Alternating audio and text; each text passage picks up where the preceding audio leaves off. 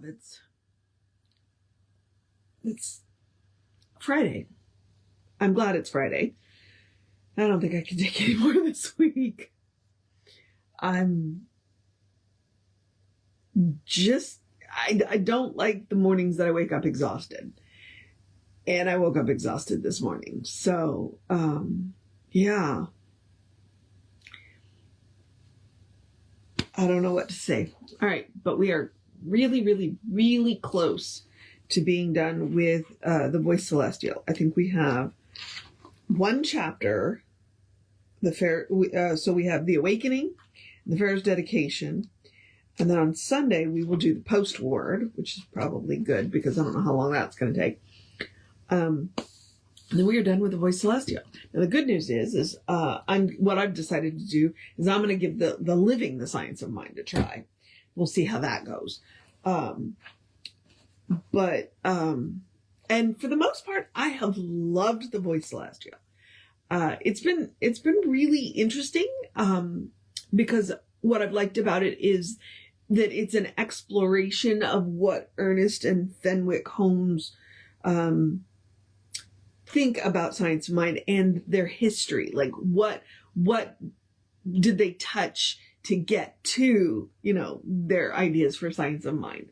Because book one is definitely their idea of science of mind. And book two is, okay, well, let's show our work. Let's show you what influenced us. I didn't love every bit of it, and that's okay. It's one of the things about putting people up on pedestals is when you put people up on pedestals, you often discover that they have feet of clay. Which it's a good thing to remember, that we are all human and we get to have preferences. I wasn't crazy about the last 3 chapters we did, the Song of the Father, the Song of the Mother, and the Song of the Son, because I thought that they were restrictive. It's one of those things about naming God. Anytime we name God, we limit God. We don't limit God. What we are doing is we are limiting our experience of God. So, and that's kind of how I felt about those three chapters. It's like, it's kind of a narrow view. But they were still interesting, and how you felt about them is that's between you and Ernest. Ernest and Fenwicke, I should say. The Holmes brothers. So, yeah. But for the most part, I'm so grateful. I'm so grateful that Reverend Jesse suggested this book for me. And I appreciate that this venue gives me the opportunity to read books that I might not necessarily make the time for. So, there's that. Okay. So let me do the housekeeping and then we'll move on into the poem.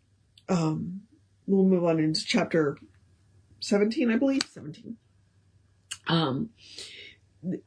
Which all the housekeeping is me reminding you that we are Creative Life Spiritual Center, that the website is creativelife.org, that the constant contact email is info@creativelife.org. You get 1 email a week, roughly, unless something unusual happens.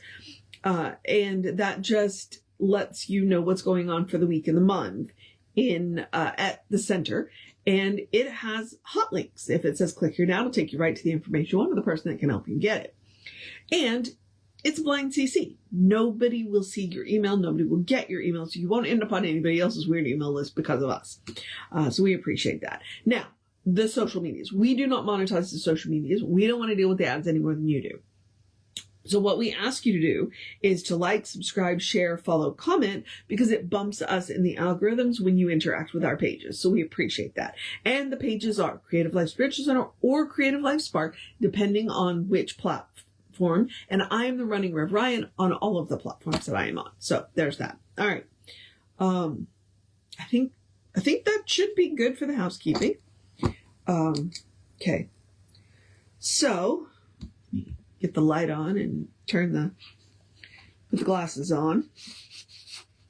It is a beautiful day out there. I did open my door and walk down my sidewalk just because the temperature is perfect and it's that particularly beautiful kind of yellowy green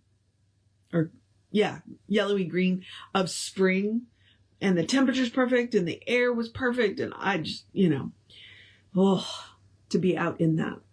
I was only out for a minute, but still. And the sunlight was just at the right angle and yes.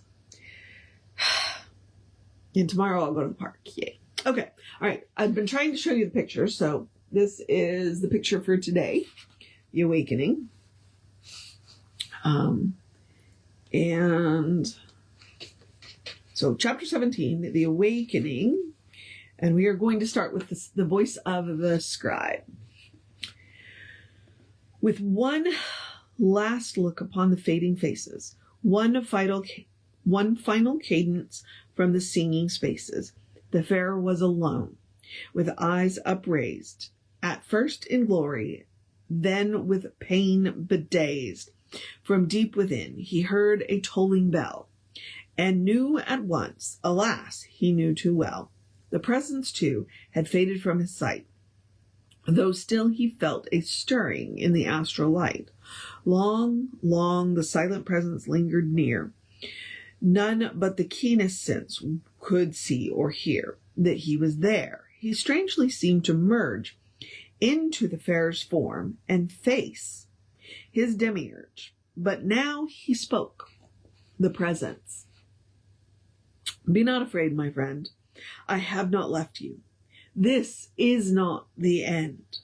But it is time for you to find that he is not alone who dwells in unity with God, abiding always in the me. Nor think that human self and soul are two, or that two voices speak, for both are you. The Farer. I do not comprehend this wonder, nor heart nor head consents that you yourself depart. The Presence. It is expedient that I do not stay, lest you should turn from your own self away, and think causation rises from without, and not within. Such concept put to rout. When first the soul becomes of self-aware, he thinks another self, another mind is there. He has no scale, no laws, no abacus, by which to measure out the rapturous.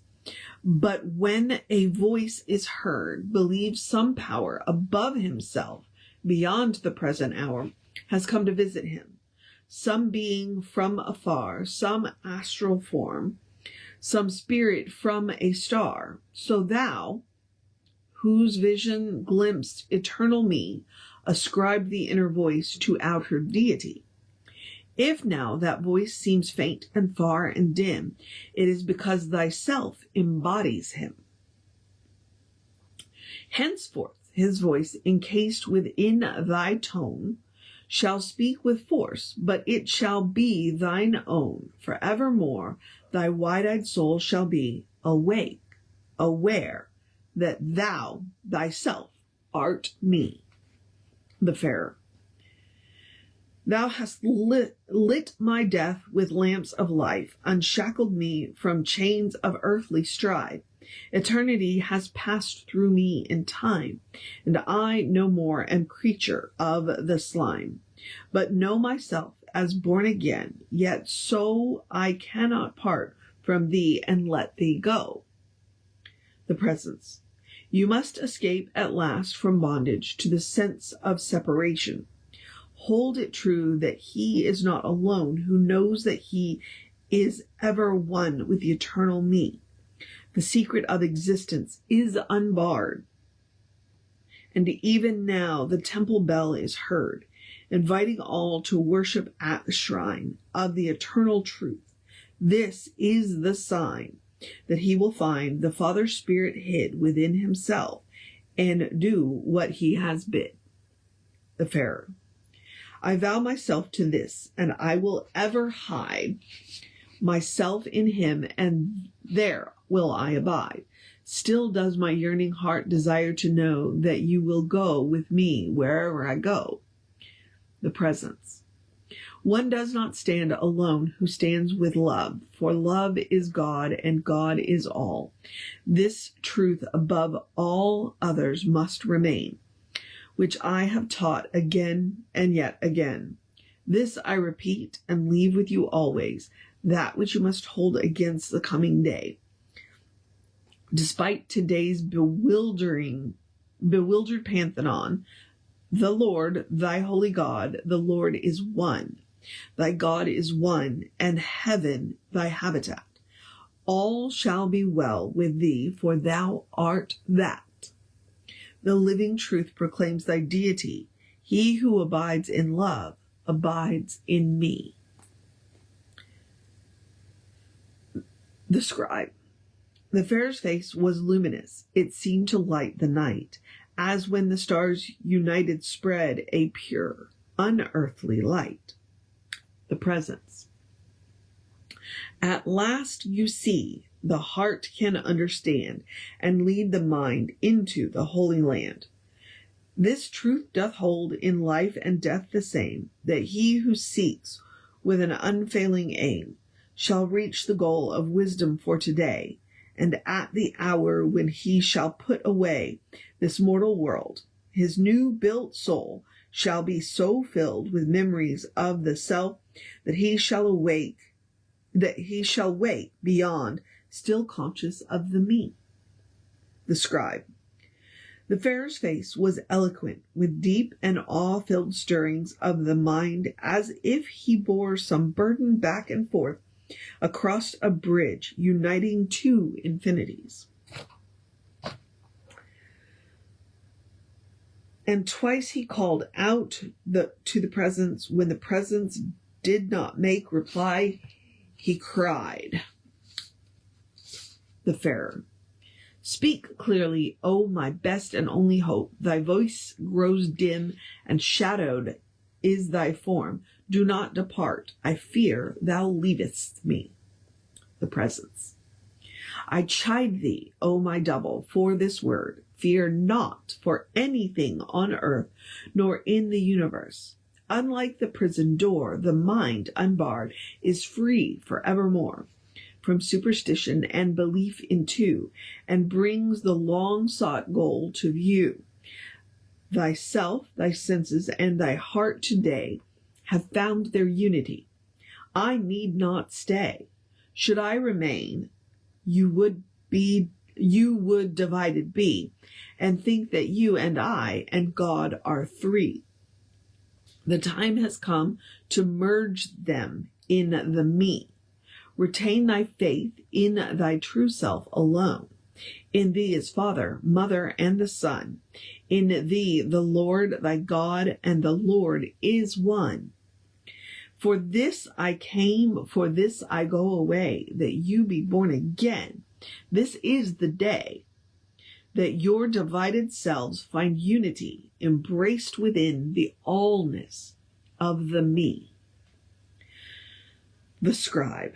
Upon the Pharaoh's face, emotions now played out their parts across his mobile brow, while joy with sadness vied in equal part to fill the aching void within his heart. The hour had struck.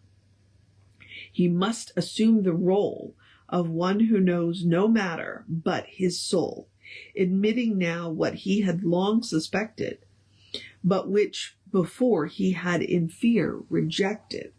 The presence was himself. The truth that lay behind the mystery now saw the light of day, while sudden joy put ghostly pain to rout and freed him from the ancient depths of doubt. And in this hour supreme, he seemed to be the voice of truth and of philosophy. For in a single sentence so profound that future man will listen for the sound, he summed up in all the wisdom of the past, the riddle solved within his soul at last. The Pharaoh. The great enigma, human life and destiny, the meaning of the soul, of what and why and whence and whither of all life, which once outpoured in vials of despair, are now resolved into a synthesis which leaves me breathless with a glowing faith and joy. For now I know directly that I draw my life from cosmic life, and I am merged with God through love and knowledge, and I see they are the same, and that with beauty they do form the highest Trinity. The scribe. Then, for the last time, he addressed his words of recognition to the presence, the Farer. I know now whom thou art, thou vision blessed. Thou art my soul self. With thee, celestial guest, I shall expand throughout the firmament. I am thy voice. With this I am content. The presence. When self on higher self doth meditate, the key will turn that opens wide the gate, through which the unseen guest shall welcome be, reveal himself, and make his home with thee.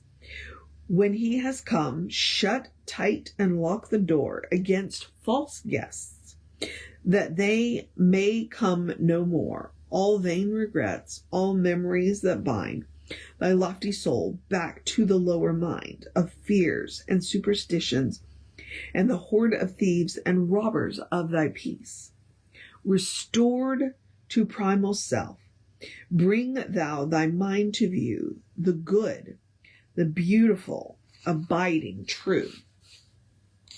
To vows of love and faith and unity in that first joy when you discovered me. The Farer. A flash, one moment of the passing vision, and I am merged with everlasting life. My soul has slipped into the cosmic river, which shall flow on forever and ever. A stream that circles through the cosmic sea, I shall be one with God and he with me. The scribe.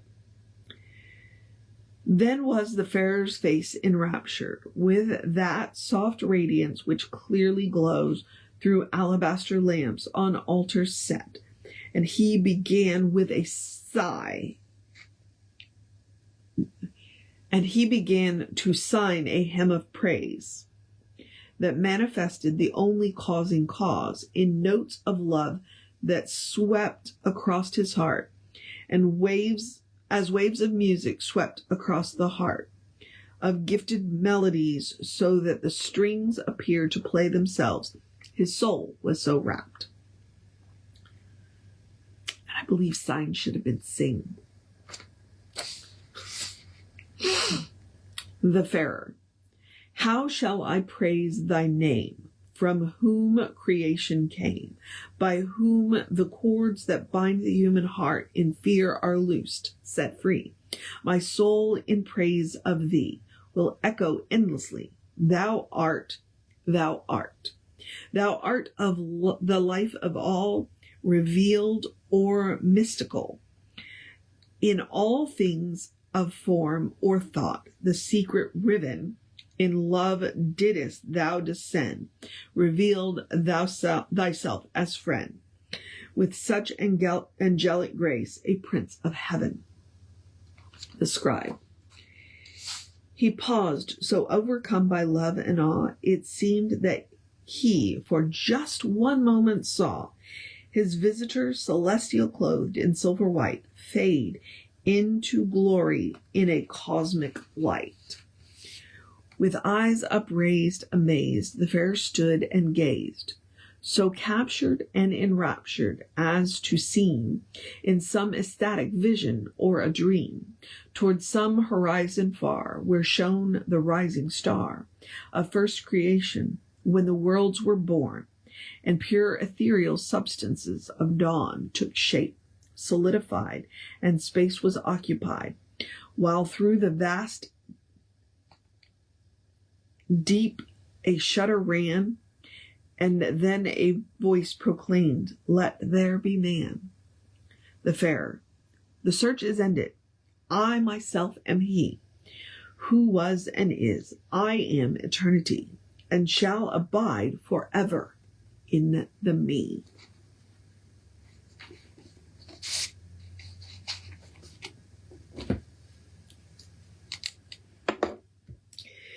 Now that was a gorgeous wrap up. That was a gorgeous wrap up. I loved that. Yes, I loved that. But for the most part, I really, like I said, really enjoyed it. So the recognition of the me. A lot of the times when I would say the me, he has it in capitals because he's talking about, spirit, where we come from, that we individualize that soul, that we build that soul. But where do we build that soul? In the me. In the only soul that there is, that Emerson called the oversoul. All right. So we've got 2 left. We've got the Fair's dedication and the postword. So I don't know what the postword is because it's prose, not poem. But we'll do that too. So we'll find out together. All right, beloveds, I'm going to encourage you to have a great day, wondrous day, a fantastic day, a magical day, an enchanted day, a wonderful day, an awesome day, an amazing day, a take care of yourself day, let's wrap this week up day, a take a break day, definitely take care of yourself day, a do what you got to do day, a drink plenty of water day, a cuddle your fur babies day, a take it easy day. And I think that's where I'm going to leave it, a take it easy day, a good day. And if that is too much pressure, because it may be today, it may be, simply have a day. You are enough. Just as you are a beloved expression of the divine. You are a brilliant light, a divine spark, spirit in motion, God in action, a beautiful masterpiece, and a work in progress at the same time.